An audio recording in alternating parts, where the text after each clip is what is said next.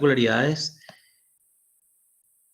Vamos a ver, pero la generalidad podemos hablar de esto. No tienen músculo ni válvulas, lógicamente las venas del miembro inferior son las que tienen válvulas realmente.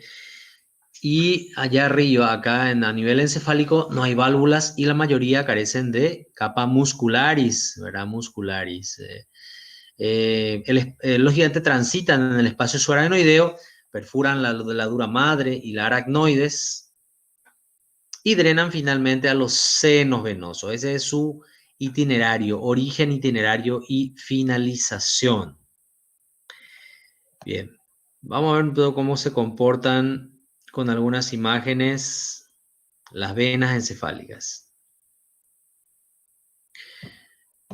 Aquí tenemos las venas corticales, por ejemplo, de la corteza frontoparietal y vemos cómo van a drenar acá en el seno longitudinal superior. Los senos, para avanzar un poquito, ¿qué son los senos venosos? Vamos a ver entonces en una imagen para resumir un seno venoso. El desplegamiento de las dos capas de la dura madre. Acá tenemos la dura madre encefálica, la capa perióstica y la capa meningia. Son dos capas que se separan en este lugar, la capa perióstica y la capa meningia. Ambos dejan un lugar llamado seno venoso por donde retorna la gran cantidad de sangre de retorno, sangre no oxigenada, y a la vez estos senos venosos están compuestos de algunas arborizaciones, fíjense en la luz de estos senos para drenar el líquido cefalorraquídeo del espacio subaracnoideo y también las venas generales que drenan en ella, ¿verdad? Las venas generales que drenan ahí. Finalmente, eso es un seno venoso. Este seno se forra de un endotelio, de capas de células planas, como el endotelio vascular en general, pero entonces los senos no son venas, son el resultado del desplegamiento de las dos capas de la dura madre. Bien, ahora sí vamos a hablar de este tema propiamente.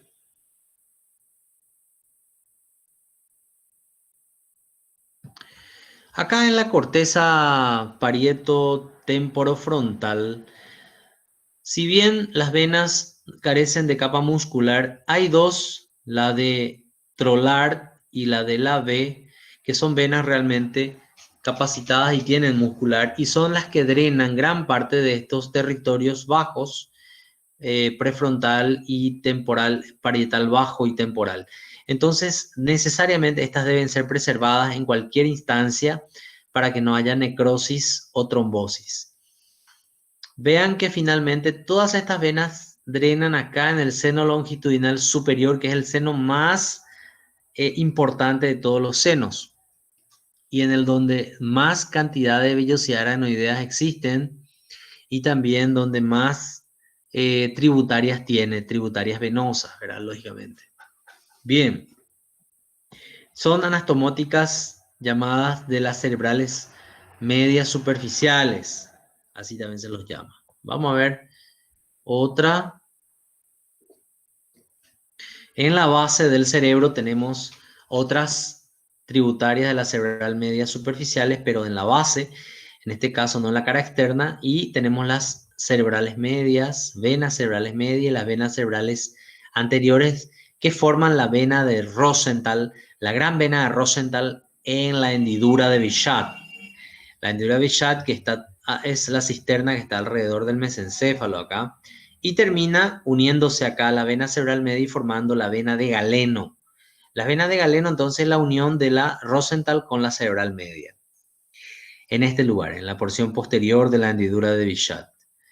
Y así tenemos formado la gran vena que nunca es una sola, de 1 a 3 promedio, el sistema de Galeno. Y acá le vemos en sagital a la vena de Rosenthal uniéndose a la vena cerebral interna, forma este sistema que es el sistema de Galeno, que generalmente se une al seno longitudinal inferior y forma el seno recto.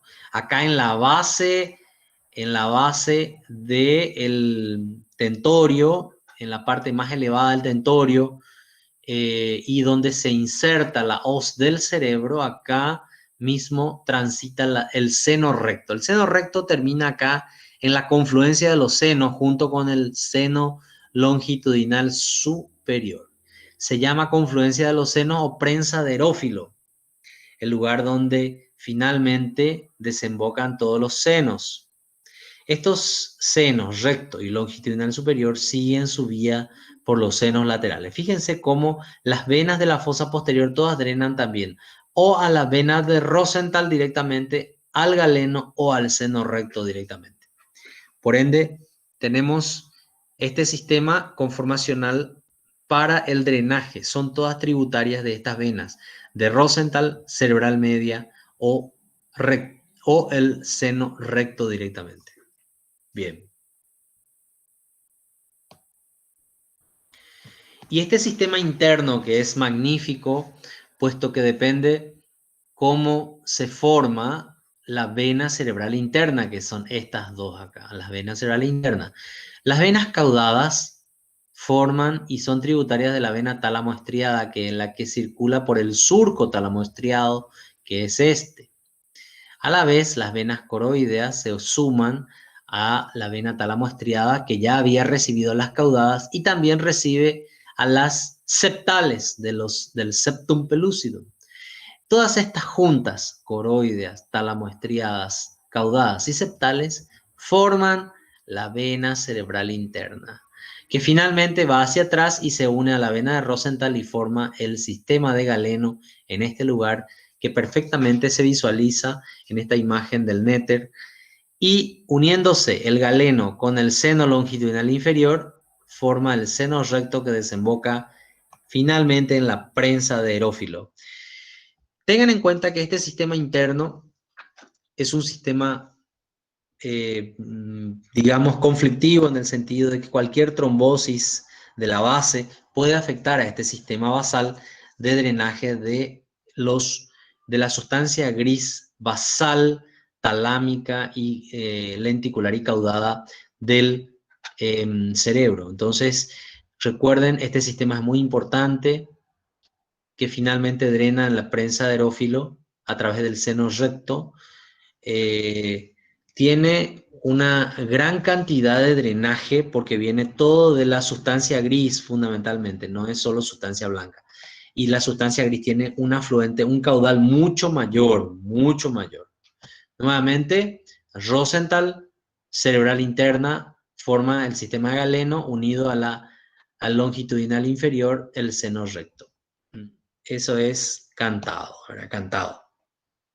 Nuevamente visto en una imagen sagital, el seno longitudinal inferior unido con el galeno forma el seno recto y termina la confluencia de los senos junto con el seno longitudinal superior. El mayor de los senos, el que mayor territorio tributario contiene. Fíjense, en el tercio anterior, porque me ha pasado por destrozos, traumas de cráneo, tuve que ligar hasta el tercio anterior, hasta este lugar uno puede ligar el seno longitudinal. El seno longitudinal superior puede ligarse hasta el tercio anterior. El tercio medio y el tercio posterior no deben ser ligados porque habrá una necrosis masiva de mucho territorio o de casi todo el territorio cortical. Entonces, por ende, hay que preservarlo de alguna manera, reparándolo, haciendo cualquier estrategia de reparación o plastia de los senos venosos. Así bien, tenemos los senos en la base del cráneo, que se llaman seno petroso, que están alrededor de la silla turca y sobre el peñasco, por eso se llaman senos petrosos. Estos senos también drenan finalmente en los senos laterales o sigmoideos, porque luego de la prensa de Erófilo siguen hacia los costados los senos laterales, el seno sigmoideo, que termina finalmente en el agujero rasgado posterior, junto con los pares craneales 9, 10 y 11, finalmente en ese lugar donde también termina el seno sigmoideo y con todas sus tributarias los senos petrosos que drenan en él. Y finalmente ahí en el golfo de la yugular, ¿verdad? Los senos, el seno sigmoideo izquierdo y derecho se convierten en vena yugular interna. Y a partir de ahí ya transita por su porción cervical, formando parte del paquete vasculonervioso del cuello.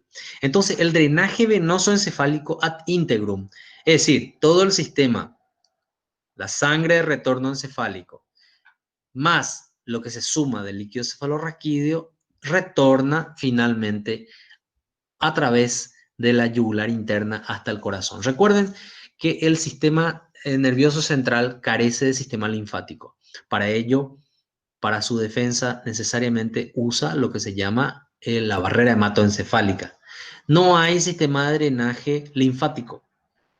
Entonces, sí tenemos, a diferencia, un sistema de drenaje del líquido cefalorraquídeo que tiene varias funciones, ya vimos, pero entre ellas la de protección de colchón amortiguador es lo más importante, ya dijimos.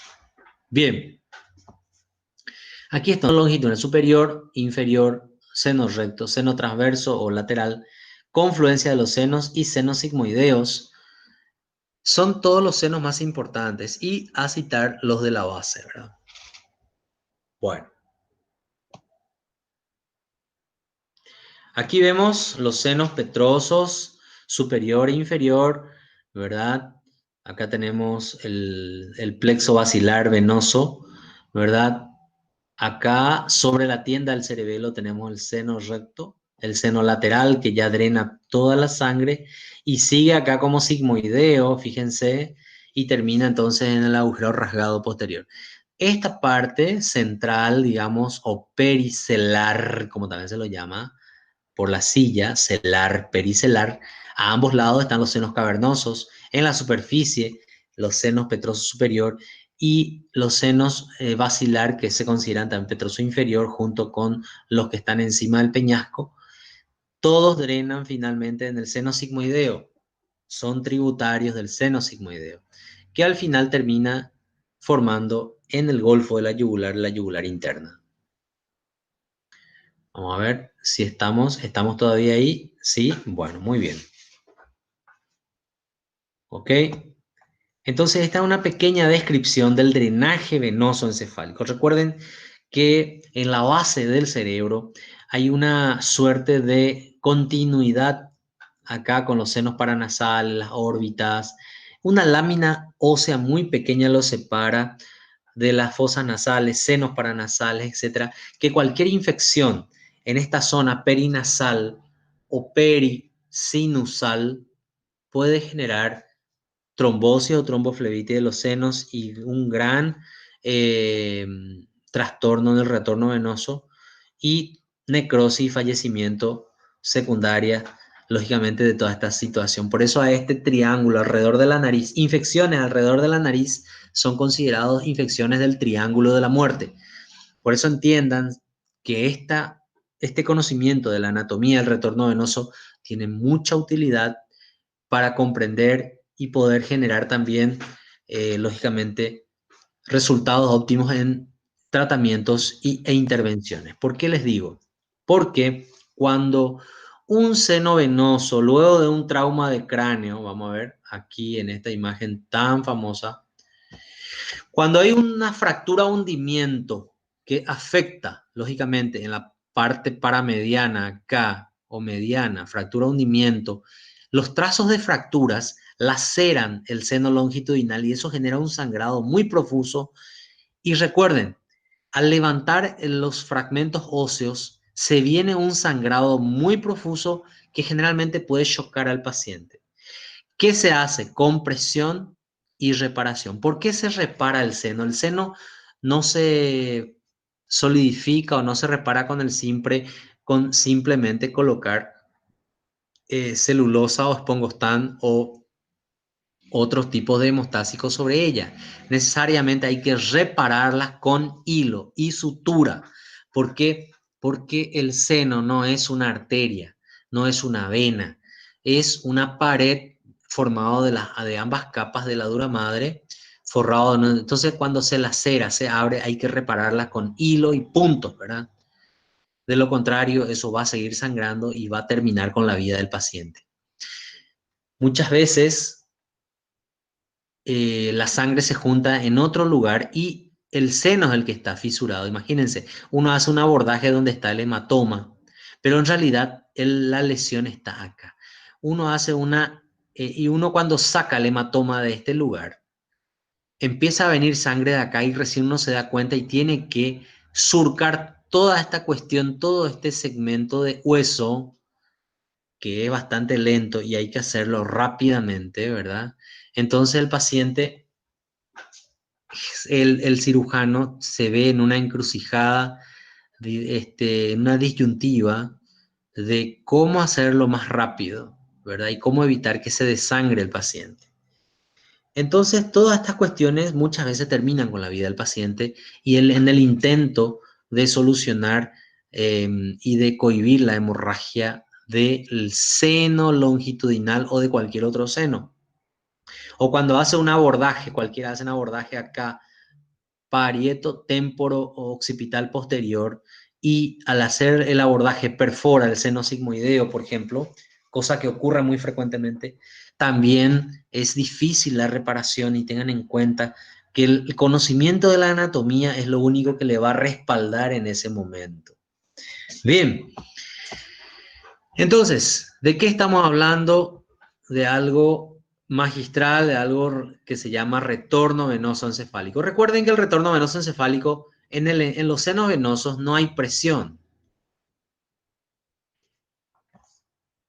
Aparte de no tener válvulas ni musculatura, la mayoría de las venas encefálicas, no hay presión en los senos venosos. ¿Qué significa eso? Que la sangre desciende por declive, ¿verdad? Y ayudado por la fuerza de gravedad. Entonces, y ustedes se preguntarán, ¿cómo la sangre desde el miembro inferior sube para la aurícula derecha?